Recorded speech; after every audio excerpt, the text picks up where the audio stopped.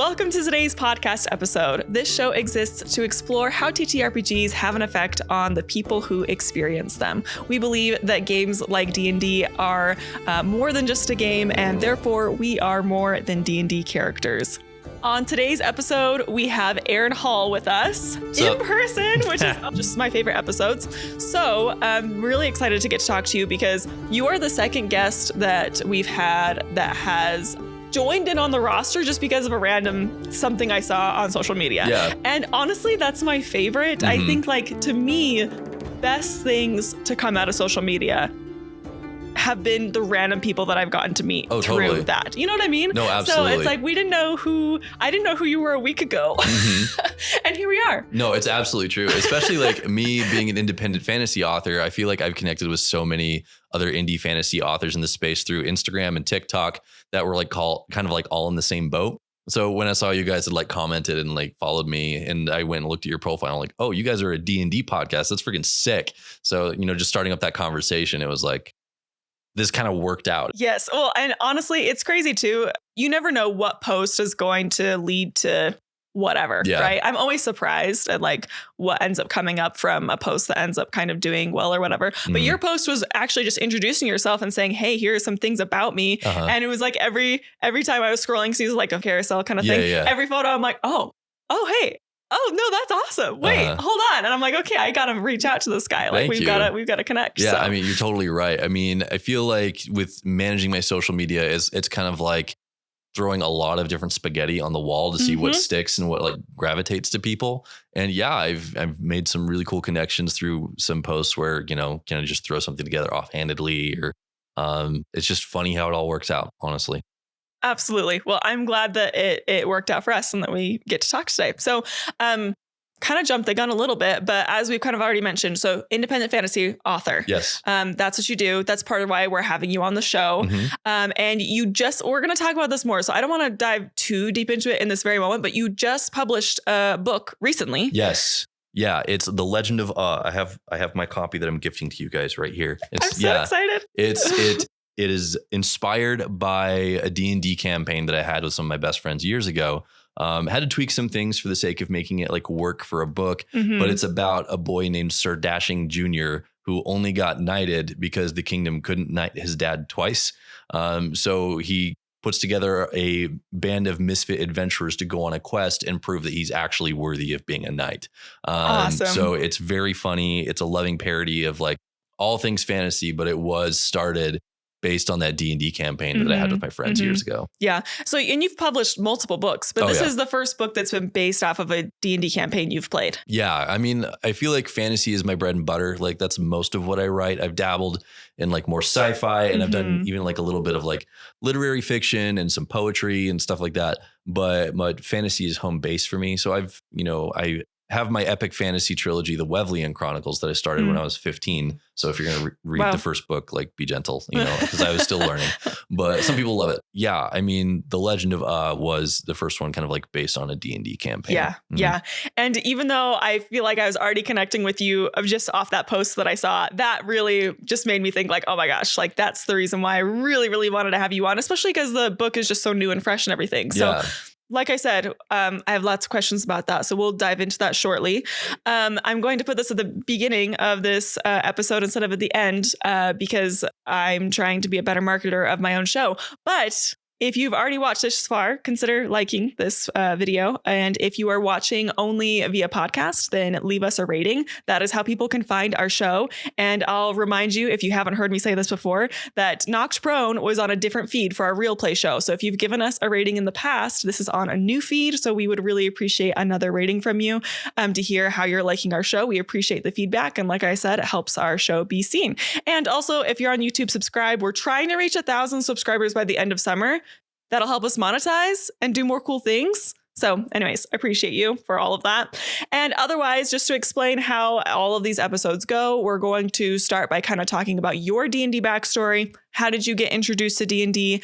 And then we'll jump more into our topic, which will be all about your book and just being an author and kind of how that has intertwined with D&D for you. Yeah, sounds great. All right. So to start, the question that I ask every guest, I want to know how you got started with D&D in the first place. Okay. So, I mean, I've always been a nerdy dude.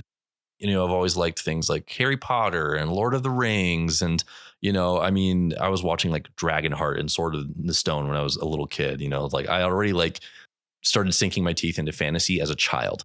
And I had always kind of known about Dungeons and Dragons, but I felt like that was like a tier too high for me. I'm like, okay, like I like this stuff, but come on, Dungeons and Dragons, like we're going to dress like wizards and sit around a table and just like play pretend. I don't know. That's kind of weird. And I think it was after that first season of Stranger Things went on the air where like Dungeons and Dragons got a lot more visibility and a lot of people were starting to become curious in it. There was a day where me and some of my close friends were just kind of like sitting in the living room hanging out, and we started brainstorming ideas for like funny characters that could be fun to put in a fantasy world or like, you know, role play in Dungeons and Dragons or something. And my buddy Zach, who has always been like a tried and true, like top tier nerd. I mean, like he's into like Warhammer 40K and like everything, you know, he's diving deep into the lore with Star Wars. He's all in on everything. And he was like, guys, we gotta like game these characters. We gotta like put together a D&D campaign, like play as these characters. And the rest of us were like, dude, I don't know. Come on. Like, are we really going to do that? But he like talked us into it. And we had session 0 where we put our characters together. And my character was Friar Steve, a human cleric with a lazy eye and no chin, and in a condition where he yells everything he says because he got dropped on the head too much as a kid. And that was my character. I thought Friar Steve was just funny. But we put our characters together and we started campaigning. And I think that first evening we started our campaign, I think we sat and gamed for like 6 hours. You know, around that table with like snacks and drinks, just laughing and having a great time. And at that point, it was like, we got to do this often, you know, we like every other week, like at least once a month, like let's get together and do this. So that campaign went for like 2 or 3 years. Wow. Yeah. We never finished it, unfortunately, because life just happened. That's how it goes. Yeah. As Zach, you know, he got married and had a few kids, and then like, you know, we all kind of like moved apart from each other, but like we were still kind of in a similar area. So the campaign never finished, unfortunately. But I mean, that laid the seeds to write the Legend of and that's, you know, I feel like it's paid off dividends. Like the indie fantasy community has really just latched onto it. It's been growing its fan base. Like more and more people are like reviewing it and adding it to their like TBRs. It's gaining momentum, which has been really, really exciting to see as the author. Yeah. That is so cool. Thanks. Okay. So I'm trying, I can't even think of when the first Stranger Things came out. So when was that you started with? I think it was 2016. 2016. That Stranger Things first came out. So I think we started that campaign. When was it? Probably like near the end of 2016 or the beginning of 2017. I think that's when we started this campaign. Yeah. Cool. So you've been familiar with D&D for a while. And like you said, roots in fantasy, like way back there. Yeah, absolutely. So, okay. That's really, really fun. Also, Friar Steve. Yes. Yes. Okay. For a first time character, I'm so obsessed because I think the most common thing you see when somebody is making their first D&D character is they want them to be like perfectly heroic and amazing and strong. Yeah. And oftentimes they look like the best version of themselves. They put a lot of, you know, people will put a lot of themselves into their first character because they don't know a lot about character creation. And maybe part of why that's different actually is because you also have experience being an author and a writer and, you know, character development. Like to me, it's really clear that you saw value in having things that are quirky and strange and just didn't make you this like the super perfect knight in shining armor, you know? Well, I think just this particular group of friends that I have, I mean, we just don't take ourselves too seriously. So we just approached it as a way to have fun with some goofy, weird fantasy characters that are just funny to us, you know? So, I mean, I was Friar Steve, but Zach was Sir Percival Buttons, this gnome ranger who had a steed named Mittens, a dire cat.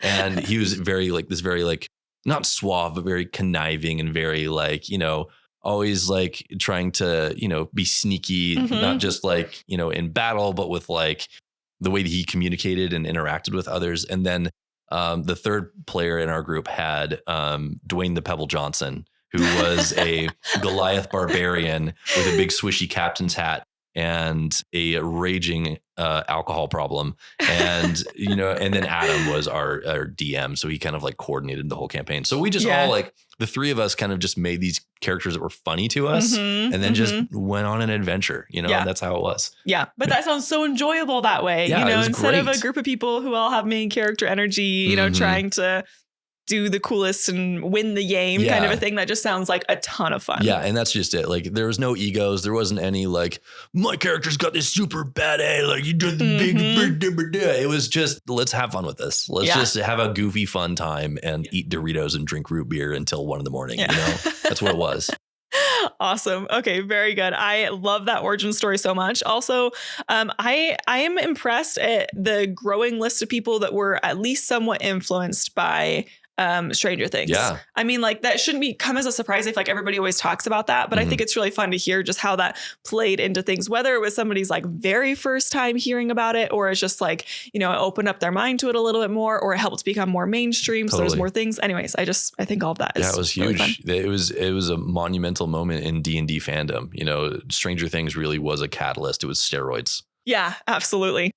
So now I want to know like what your origins as an author are. Like because I have a feeling that was way before D&D entered the picture. Oh, yes. I mean, gosh, this is going to sound such a fun little origin story. I learned that I loved writing stories when I was like 9 years old. I had I don't know if you guys are from Utah or like Southern. Okay. So I grew up in Southern Utah, where I feel like it was in our school district, like around Halloween time, there was always a creative writing assignment. You had to write a Halloween story. It had to be, write a spooky story. It has to be 1 page, that kind of thing.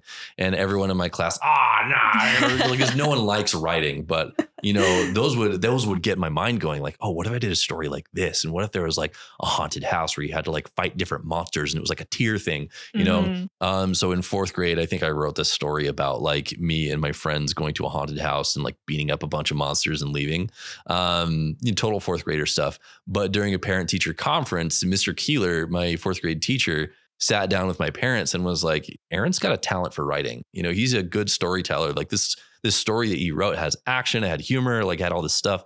So like, that's a really good skill. Like he could think of developing. And for me, I feel like just that teacher instilling confidence in me that, oh, this is something you're good at. This is something that you enjoy and something that you're good at. That was like, okay, I want to do more of this. And it was around that same time where I was also playing video games like The Legend of Zelda: Ocarina of Time on the Nintendo 64. And for me, that wasn't just a video game I was playing. It was an experience I had. Yeah. I was like, I am on this adventure. It is bright. It is wholesome. It is magical. It's scary. And I'm like, I want to make things just like this. So, I mean, I'm not a game designer as a child, but I can write a story, right. I can write the sequel to Ocarina of Time in my head. And like, it can be about Link and Zelda's son, like 10 years down the line or something. Yes. Yeah. So I was like drawing things on paper and like kind of putting it together. But those things kind of just like transformed as the years went by. Like I started writing this episodic sci-fi series for me and my friends when I was in 6th grade, where, all of us were like space travelers and we went to different planets to get the crystals. And I don't remember, is total garbage. No one's ever going to find it. I'm going to make sure no one ever sees it. But then I started writing my first novel, Foreordained, when I was 15. And that was, about a boy who is called by a dragon god to be the next king of a kingdom that's fallen to ruin under the rule of a tyrant. So this boy is being tested for the throne and kind of like reluctantly rising to power, while this current king is using everything at his disposal to make sure this poor boy never becomes king and replaces him. Ever since then, I've just been writing more books. I did take a break during my Mormon mission, between the ages of 19 and 21.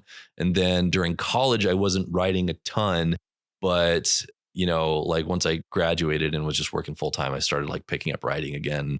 I have been writing consistently for about, I would say 7 or 8 years. Yeah. So now 9 books have been published, and book 10 is probably going to come out in like April. That'll be the sequel to The Legend of called The Second Legend of Wonderful. But I mean, that is a very long-winded way of answering your simple question of what got you started writing stories. No, So, I'm so glad you really dove into that though, because that's what I wanted to know. I just feel like a lot of artistic careers, I feel like, have some really strong origins. And then I just think there's something additionally impressive when it's something that lasts the test of time as well. You know, I mean, I'm sure there were people who also really enjoyed writing in elementary school, but just the fact that that was something that you came back to over and over again, and then, you know, like built a career off of it, which just takes so much dedication. Like that's part of what's so interesting to me.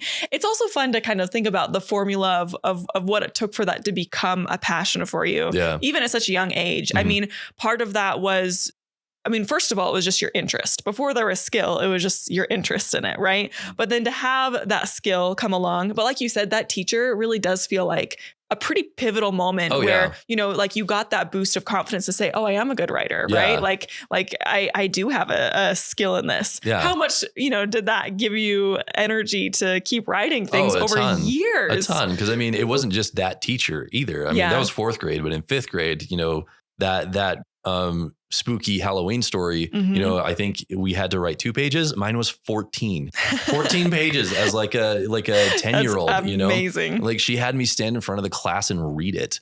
So I got to like gauge people's reactions at like different points in the story. And then I remember my 6th grade teacher like really praised me in front of the class when I had written something. So it was like something that multiple grownups were telling me like, hey, you're good at this, like keep doing it. And I constantly had that reinforcement. So I feel like a very like young, insecure Aaron who just needed to be reassured that he was like good at something, just felt so reinforced by these teachers who were willing to point out a skill of mine and nurture it. So I really do have to thank them a whole bunch, you know, because I feel like if I didn't have their encouragement, I don't know, maybe that's a skill I would have let kind of fall to the wayside. Totally. Well, I am happy to know the origins of both of those, and just the idea that eventually those later like come to make a book. I really enjoy thinking about anytime somebody is proud of a product that they've created, just how many things had to happen leading up to that in order to make that exactly what it was. Totally. To me, like that's just like so magical. So that's part of the reason why I always want to know the origin stories of everyone's things. Thank you. And I mean, being an independent author does give me the opportunity to be kind of the creative director of my books. Like I get to choose the cover designer. I get to choose the editor. You know, it is an opportunity to like connect with creative friends of mine and kind of bring them together to work on a product and get it ready for release to the world. So it's very fun. It's very exciting. But yeah, it's also a ton of work. So yeah. Okay. I love something that you're hitting on there though. This is kind of a tangent, but to point out being an author and writing a book as being collaborative in a couple of ways. I think sometimes people have a vision that, you know, being an author is an extremely independent thing. Yeah.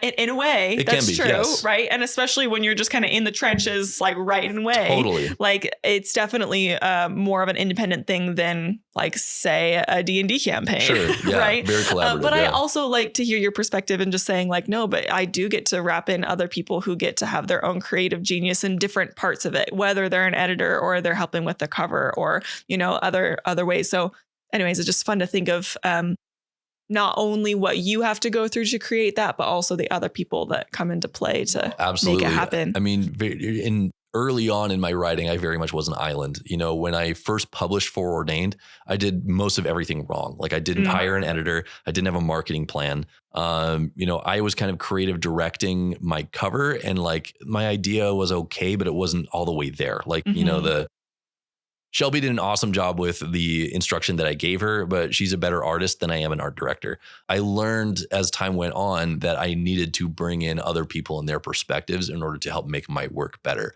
So aside from like hiring a terrific illustrator, you know, for covers or hiring a really good editor to edit, I mean, there are phases earlier in the process, like beta readers, like before the book even comes out, like what a lot of writers will do is they will write a first draft and they'll do a revision and kind of tighten it up best they can, and then give it to like a pool of early readers and say, hey, read this book. What do you think? You know, are there any parts that don't make sense? Or are there any parts that are slow? Are there any questions that are left unanswered? And then you get feedback. Because when I did the first draft of The Legend of I thought it was awesome. I thought it was ready. I'm like, oh my gosh, people are going to love this so much. And I gave it to my beta readers And the reaction was very much like, it was good. It was fine. Mm-hmm. It's okay. We're like, what? No, this is so much fun. Like, why don't you love this? Yeah. And, I noticed that a lot of like the more detailed feedback was pretty consistent. It was like, oh, well, I feel like the ending like could use a little help. And I don't know if this scene quite fits for like a YA audience. And I tuned up a lot. Like that second draft I rewrote entire chapters and I got rid of some sections and the book became much better because of it. And now people are freaking falling in love with this story. So yeah, I mean, it is an island. I mean, a lot of phases of its production are very like isolated where you're very much like in your own head and you're just in that creative mode. But if you really want to like increase the quality of your books, you need to bring in outside perspectives and get other people's opinions because you're probably missing something. And I just love that, you can respect that and see the collaborative part of that process, which I bet, a lot of published authors recognize that and everything. But it's fun for me to hear about because that's just a world I'm not really a part of. Oh, I'm happy to be here and just unfurl this world for you. Yeah, I'm so excited. Yeah, it's fun. Okay, so thinking of the D&D campaign that led to The Legend of yes. Were you the dungeon master or a player? I was a player. I have done DMing before a little bit. I've done little one-offs and, I bought like the manuals and like the dungeon master, everything to start with a campaign that I thought was going to be more steady. But like one of the players was really mad that we couldn't game every week. And I was like, bro, I'm like writing books. I have a life outside of this. I can't just be like preparing because DMing is so much work. It's so much preparation. And I was like, I don't have the time to do a once a week campaign. So that fell apart after like the first, session, unfortunately. But yeah, I've DM'd a little bit, but mostly I've just been a player in most situations. I was just curious because from our previous conversation, what I understand is either before the campaign began or really early on in the campaign, you knew you wanted to make this into a book.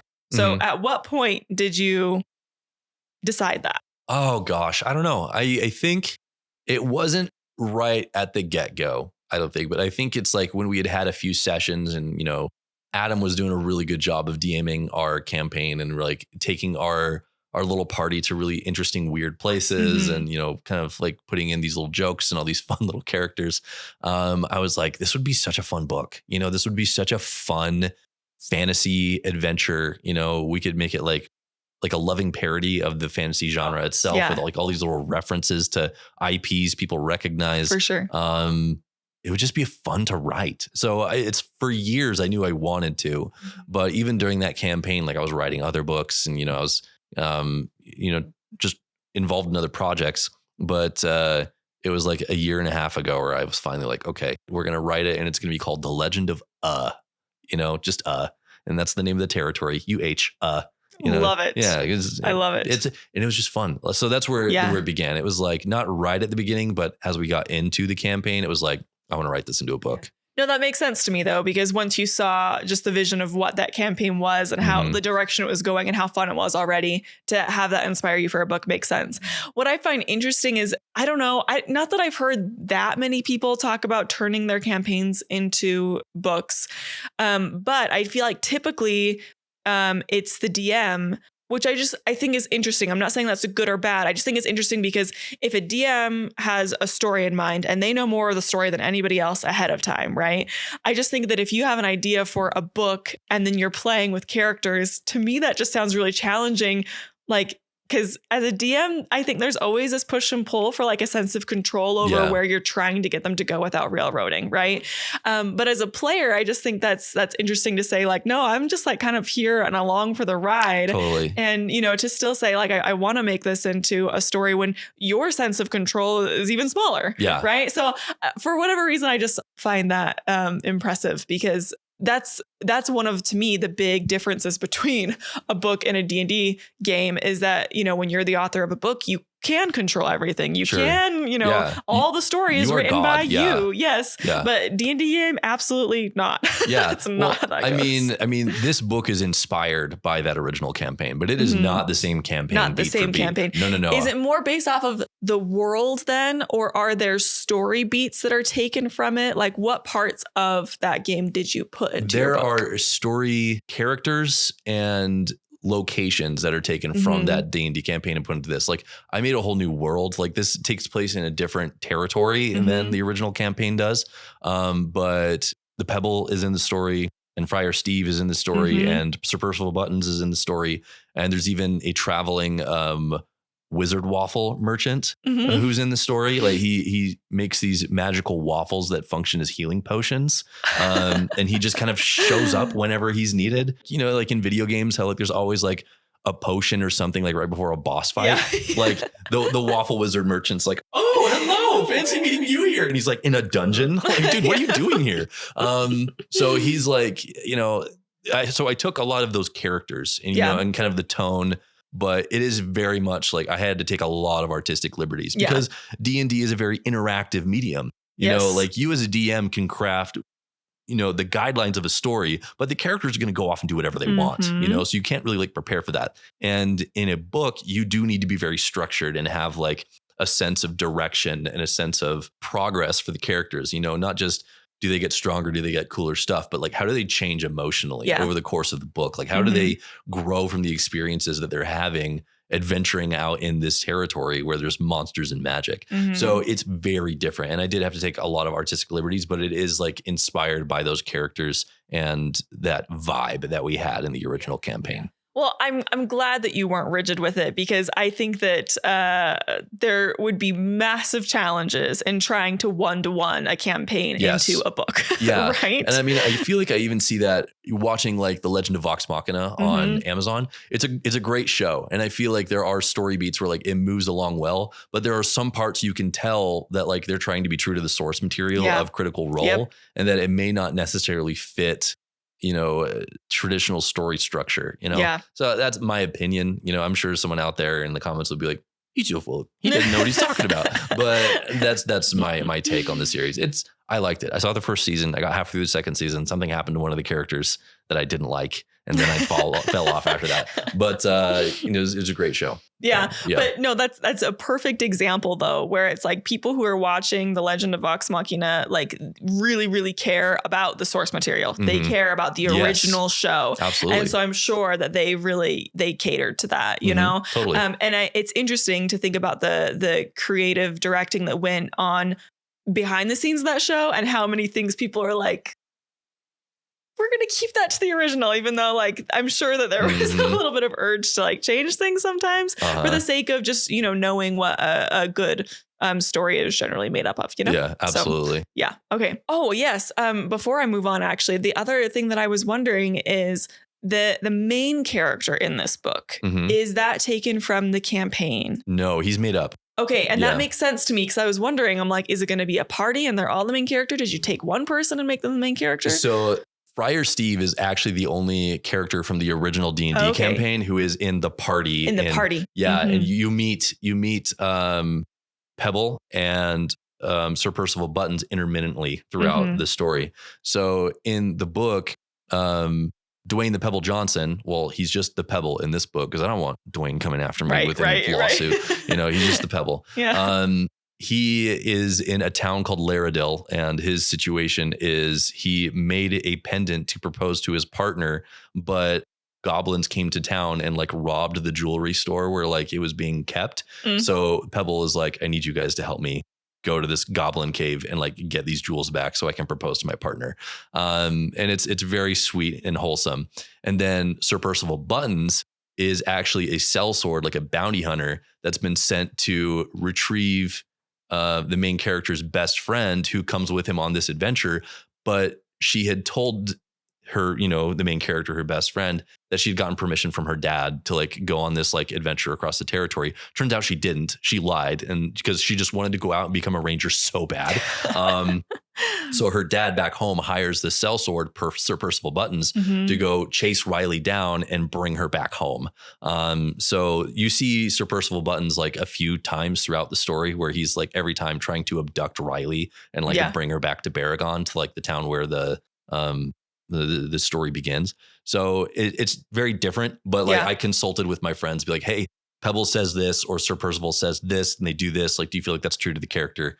And, you know, they were very supportive. And like, you know, I got their sign off on like, you know, on the experiences that they have. Yeah. So yeah, but DJ, the main character, you know, Sir Dashing Jr., he goes by DJ for short. Like he's this 15-year-old kind of like Hiccup from How to Train Your Dragon. He's very much that. Like his dad is this swashbuckling famous knight that like everybody thinks he's the coolest. Like every woman in the territory wants to be with him, but he's just very like dashing and gallant and awesome. And DJ's is just a scrawny 15-year-old who, you know, is just living in his dad's shadow and then just gets knighted because the kingdom loves his dad so much and just can't knight him twice. So DJ gets knighted by proxy as a 15-year-old. And he's like, well, now I feel like I have to actually do a knightly thing to feel like I've earned this, you know? So that's when he goes on his adventure and, you know, everything happens. Yeah. Okay. Yeah. Wonderful. Wonderful.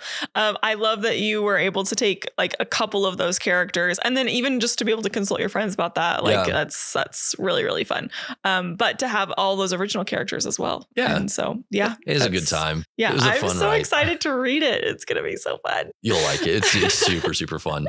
So I'm also curious because from what I understand, you vocalized that you were interested in you know making a book based off of that game while you were playing that game, right? Yeah. So I'm curious if you think that any of the players like approached the game differently, knowing that you are going to be taking inspiration from the game. I don't know. You'd have to ask them that question. Yeah. I feel like Adam is the DM. He definitely, I don't know. I'm sure there's some of that went on. You know, they knew that like I was going to write a book on it someday. I don't know. I need to ask him. I almost wish he was here on this podcast with us so he could kind of like plug in some things. But they were very happy when I featured the waffle wizard, like the wizard waffle merchant. And, you know, readers of the book are like, oh my gosh, he's my favorite character. He's so funny. But yeah, I'm sure some of that happens. Yeah, I just wonder because I can see a group of people being so chill and nonchalant about it all that like didn't even think twice about it. I'm just here to play D&D, yo. Like you take whatever you want. And other people that are kind of like, I don't know, that it just kind of plays into like either the way that they present their character or like how seriously they take the game in a way, even if it's a silly, goofy game, you know, like trying to make it the best it can be. Totally. I just, having worked with a lot of people, played a lot of D&D games with people, I just think it's fascinating, like if they took any meaning from that or not. So you'll have to ask them. Yeah, I should. And I mean, I've definitely experienced as a writer where sometimes you're in the process of producing something, someone sees an opportunity to like kind of like put their own stamp on it too. Or like, ooh, you should do this. Or like, you should make a story about this. You should have a character that does this, you know? And it's like, I get it. Like, cool. Yeah. But sometimes it's like, dude, write your own book. Like, just leave me alone. I'm working on this one. Yeah. So I don't know if they were like sneakily doing some stuff. I'm sure a little bit of that was going on, but I don't remember what it was. It's been so long. All right. Awesome. So have they read the book? Yes. Have all of them read it? I'm not going to name names. Okay. No, that's fine. I guess I'm mostly just curious, like what their reactions were post reading the book. I mean, Adam, the DM, like he was one of my beta readers. He was one of my early readers, and he actually had some incredibly helpful feedback for me as I was developing the book, because he actually has a degree in English and editing. So he really knows what good storytelling looks like. So he's read the whole thing front to back. I don't know if Zach and Brando have finished it. I know that Zach got most of the way into it. I don't know. Yeah, I don't know. I don't know if they finished it. I don't know if they ever finished it. Yeah, that's on them, guys. If you guys were watching it, freaking finish my book. I wrote it just for you. Come on. You were called out publicly. Yeah. So expect hate emails. Just kidding. I'm going to give all of the followers in this podcast your emails, and they're going to be reaching out to you personally. We'll find them in the show notes. So finish that freaking book. Come on, guys. No, but I'm glad that not only did your DM get to read it, but actually be a beta reader. Like that's actually really cool. No, he was so helpful. Oh my gosh. He said some things that like kind of low key hurt my feelings a little bit.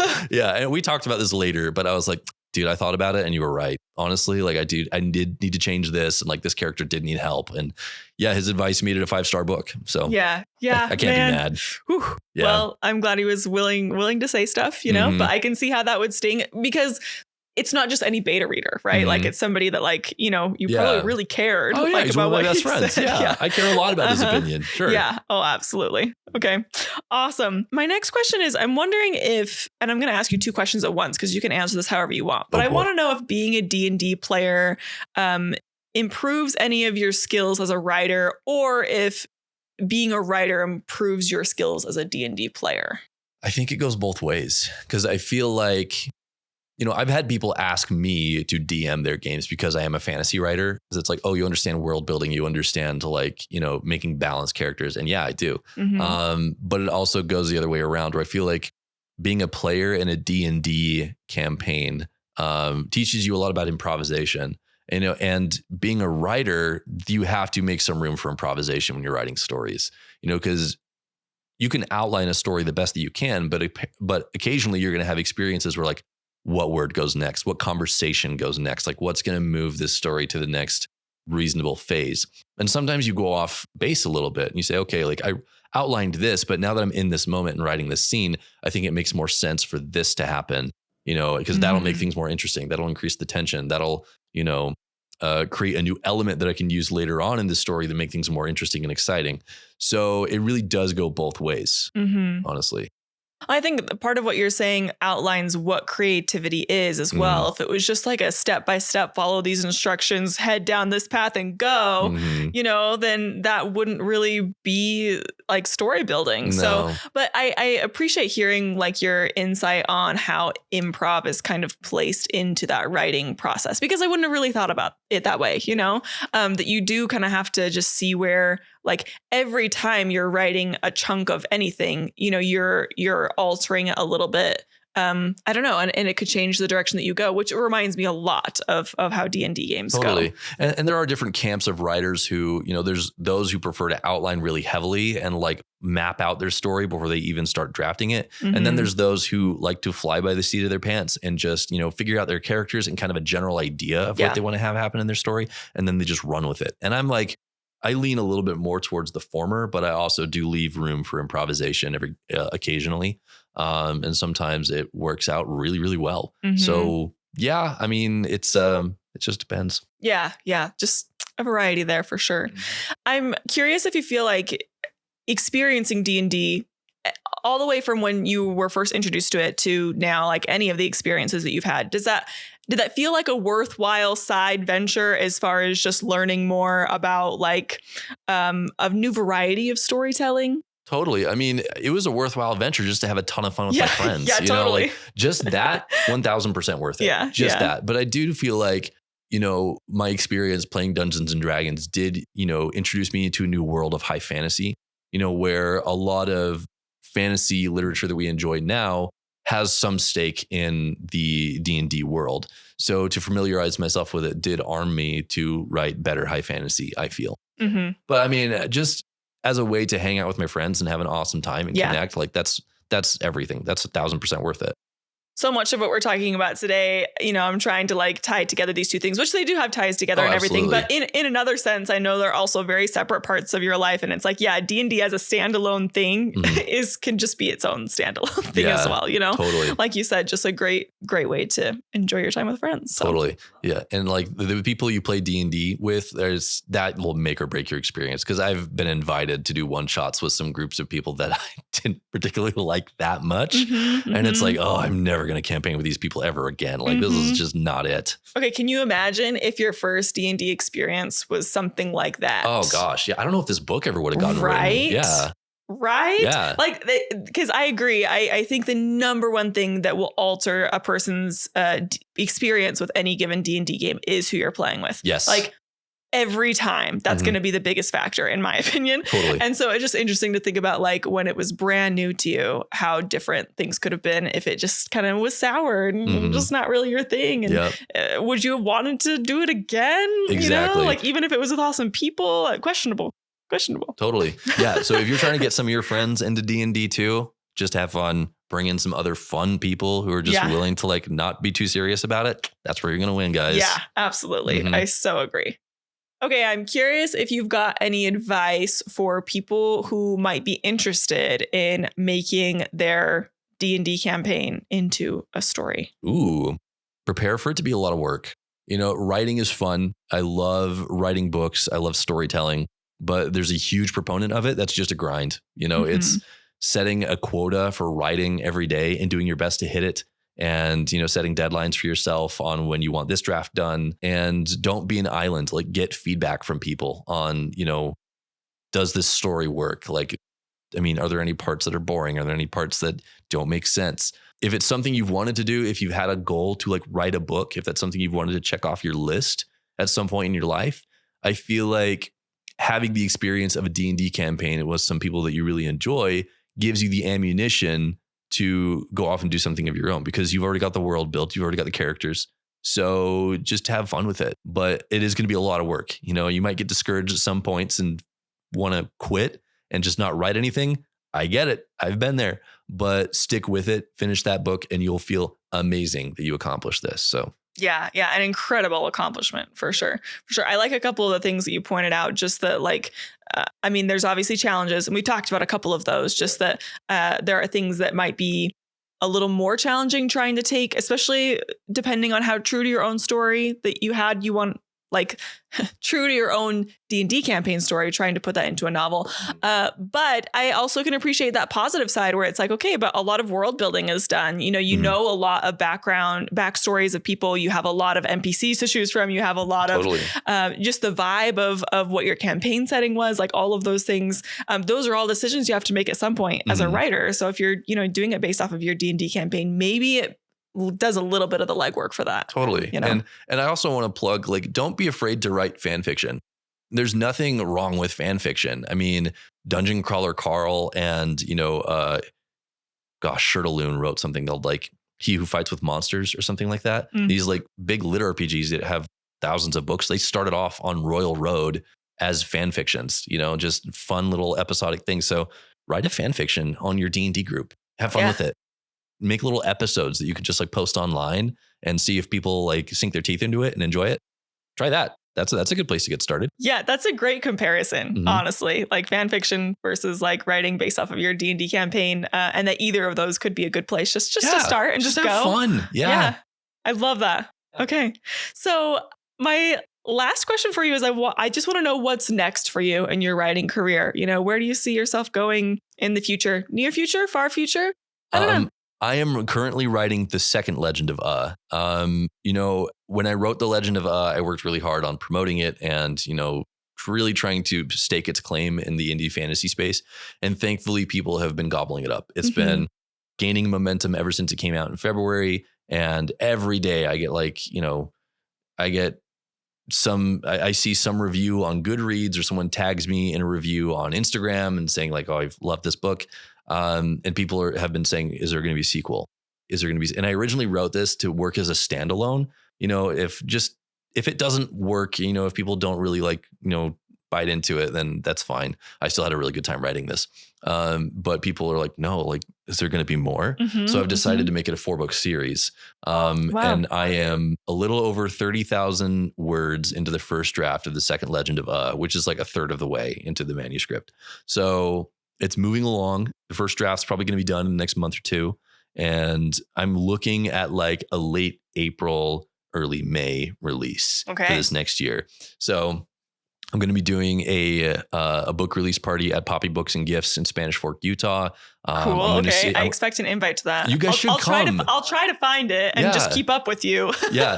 No, it's I did my book release party at that bookstore last, when this came out months ago, and the place was popping. I mean, there were people who had to stand in the back. Like there was like a lot of those early readers who were there and asked really cool questions about the book. Anyway, but for the second Legend of book release party, I'm also going to see if we can get a waffle truck to come. So, and I'm going to be like, guys, listen, just call them Wizard Waffles for the night. Like, just put an A-frame saying Wizard Waffles for sale. People will literally and figuratively eat it up. Offer an outfit. Yeah, I mean, that'd be so much fun. So, yeah, look out for the second Legend of that's what's going to be the next step for me in writing. Cool. That's awesome. And to me, there is bonus enjoyment from reading a book when they're still releasing parts of the series. When you know that it's fresh and you've got a whole wave of people who are reading this book right now. And then, that same wave of people are going to be reading the next book when the next book comes out. So I just think that's also just, it feels special to be in on this point in this series for you.